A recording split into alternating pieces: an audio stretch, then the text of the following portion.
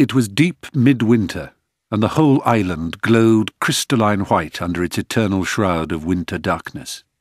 The chairs had been moved from the sunroom into a salon deeper inside the building.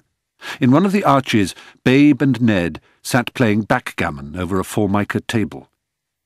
The stone arches that ran along the side of the salon were one of the few detectable remnants of the original monastery around which the hospital had been built, and its Romanesque structure of blank arcading had once allowed for a rare practical lesson in architectural elements.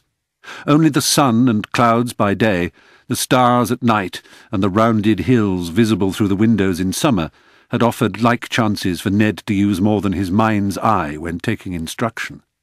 The backgammon they played was of an unusual kind. Since the hospital did not have a set, they played using 5 paper dice and nothing else. The board and 30 men existed only in their minds. The eccentricity of their games amused the staff. 2 of the patients had grown upset, however, and attempted to pull the imaginary board from the table and trample it. Presumably, Ned had suggested, because it played hell with their own sense of the real and the invisible.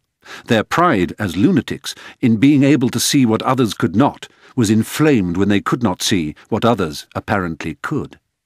By reason of the strong effect their playing had on others, Ned and Babe were allowed to sit in that vaulted arch, away from the central area of tables where the others sat. It was easy for Ned and Babe to see the pieces laid out in front of them. They played for £100 a point, and at this time Babe owed Ned £42 million.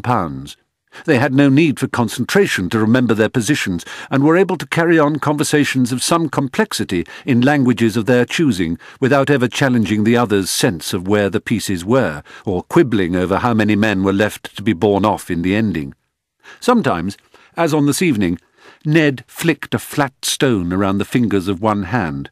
Babe had taught him coin and card magic, and he liked to keep in practice, French dropping, palming, stealing and manipulating as he talked. For the last week, Ned had been able to do a little teaching of his own on the subject of cricket, a game of which Babe was ignorant. Babe was talking now of the writings of C.L.R. James, a historian and social commentator he greatly admired. "It's a pity I shall never read him again, Thomas," he said with a sigh. "I always skipped those passages where he waxed lyrical about cricket. He connected it to West Indian life, to colonialism, Shakespeare, Hegel, and every other bebuggered thing. I interpreted it as sentimental hogwash. Such was the puritanical ignorance of my youth." "I was a fine player, you know," Ned said. "I think I might have played for Oxford, and maybe even for a county if things had turned out differently. God, it sounds absurd to talk about cricket in Italian. Can't we switch?" "Certainly," said Babe in Dutch. "This is much more appropriate, don't you think? They do play a little in Holland." "I suppose so. My father's hero was Prince Ranjit Singh. I told you about him, didn't I? From the golden age of cricket. Men said that watching his leg glide was like seeing the Taj Mahal by moonlight."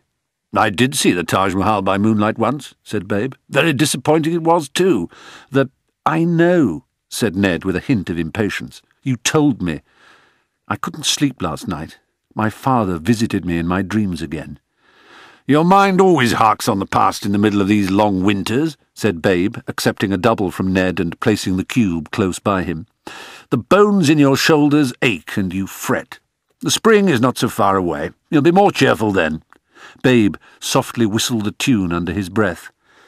"Die Walküre," Ned said absently. Act 1, Scene 3. "Siehe, der Lenz lacht in den Saal. Look, spring smiles into the room." 10 out of 10. "And this?" Babe whistled again. "Never mind all that." Ned reverted to English. "I'm not in the mood for testing tonight. I still want to know, you see. I still need to know." "What is there that you do not know?" "You must be aware by now, Babe, that I'm not a fool. This is a private lunatic asylum, or as Mallow prefers to call it, Elite International Clinic. Nobody comes here for free. Someone has paid for you to be here and for me to be here, and they have gone on paying.